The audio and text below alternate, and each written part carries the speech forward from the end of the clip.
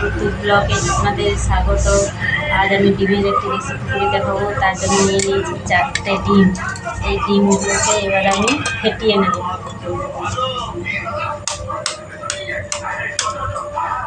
ফাটিয়ে একটা পাত্রে ঢেলে নিলাম।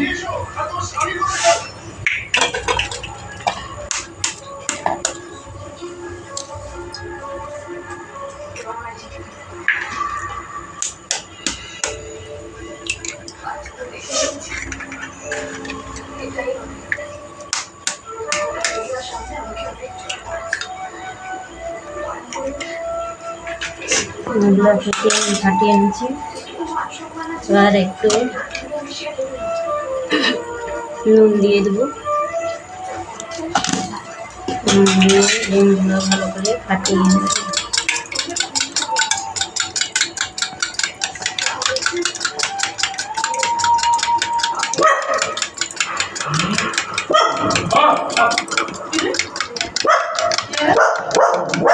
এবার ফেটানো হয়ে গেছে। এই পাত্রতে সরষের তেল দিয়ে দেবো।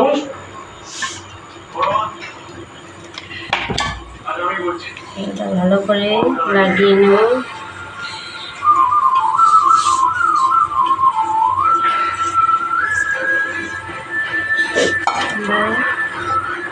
ফেটানো ডিমটা ঢেলে দেবো।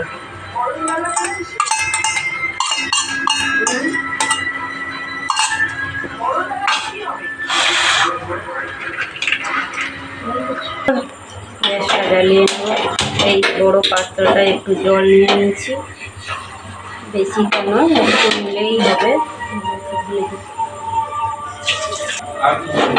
জল নিয়ে নিচ্ছি।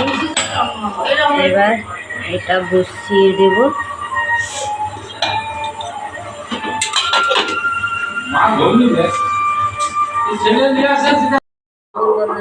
হয়ে গেছে ডিম ভাপানো।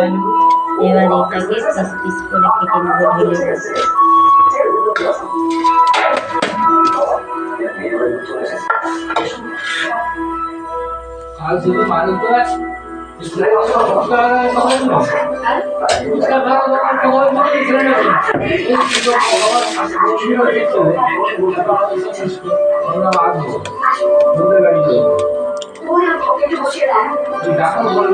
কতটা সফট হয়েছে ডিমটা। পিস পিস করে কেটে পনিরের মতো কতটা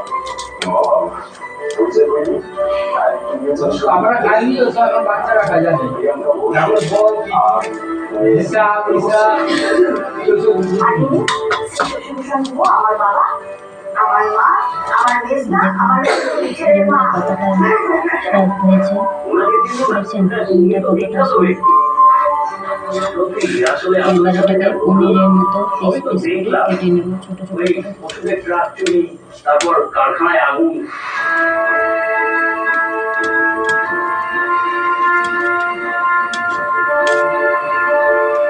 সবটা তো আপনার বাড়ির ছেলেমেয়েরাই হয়ে গেল না? তখন কিন্তু একটা মেয়েকে দেখতাম, খুব আপনাদের হয়ে কথা বলতো। হ্যাঁ, আমার কথা বলি, বড় ভালো মেয়ে। এখানে সেই কথা কথা কথা না, যেভাবে আমার অঙ্কিতের মুখে কথা চেয়ে পুজো হতে হবে।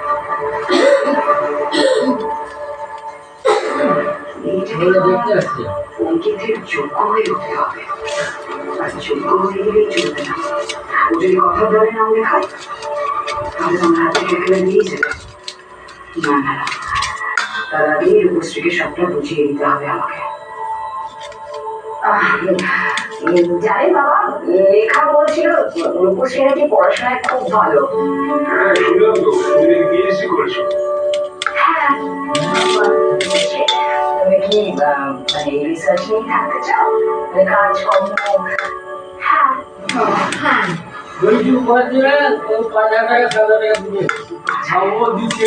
লেখাপড়া করছি বলে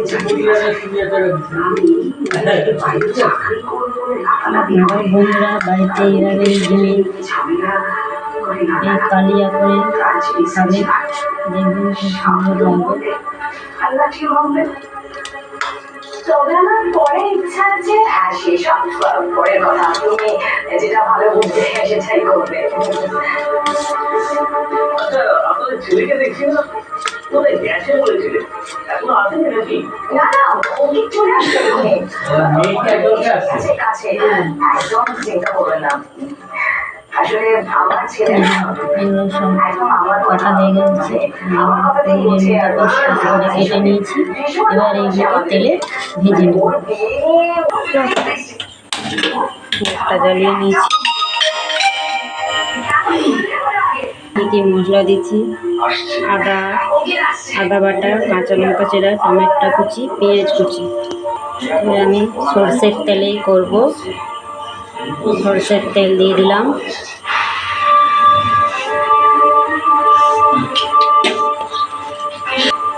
এই রেসিপিটা চাইলে আপনারা সাদা তেলেও করতে পারেন।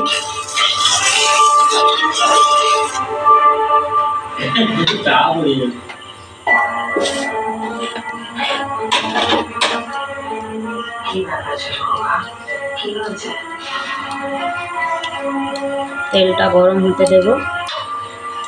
বন্ধুরা, তেলটা গরম হয়ে গেছে, এবার আমি ডিমগুলো দিয়ে দেব।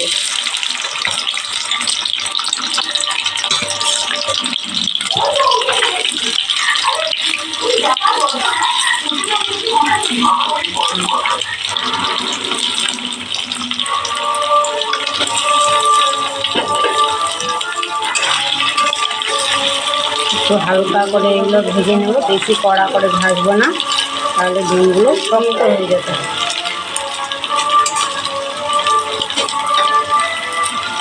বলো বন্ধুরা, ডিমগুলো ভাজা হয়ে গেছে, বেশি লাল করবো না আর। এবার ডিমগুলো তুলে নেব।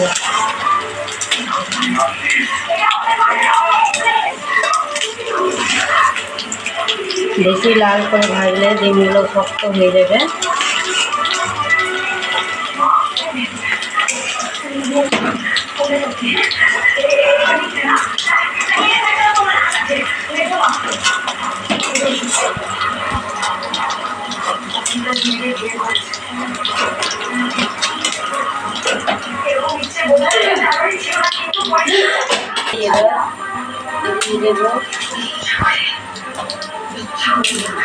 একটা তেজপাতা,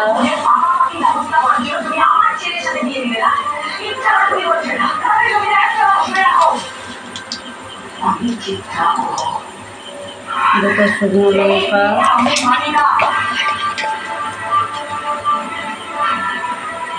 অঙ্কিতের সাথে মাঝে মাঝে নিয়ে গিয়ে আমি অঙ্কিতের কথা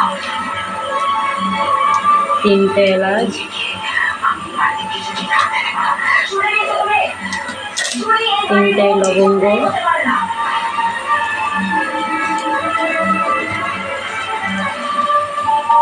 আর একটু জিরে। এইগুলোকে একটু ভেজে নেব।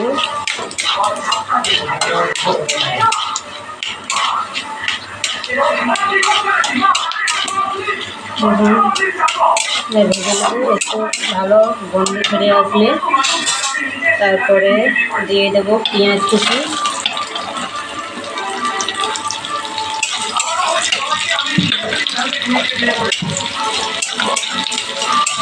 পেঁয়াজটা একটু লাল লাল করে ভেজে নেব। তার মধ্যে পেঁয়াজে একটু নুন দেব। পেঁয়াজটা লাল লাল করে ভাজা হয়ে গেছে,